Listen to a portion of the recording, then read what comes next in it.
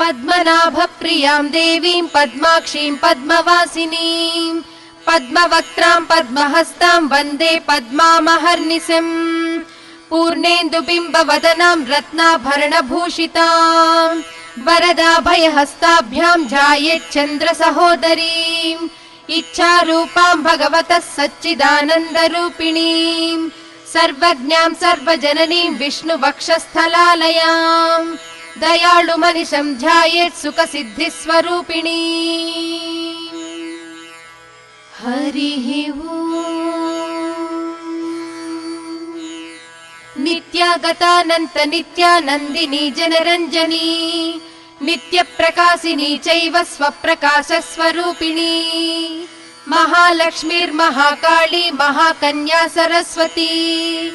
भोगवैभव सन्धात्री भक्तानुग्रहकारिणी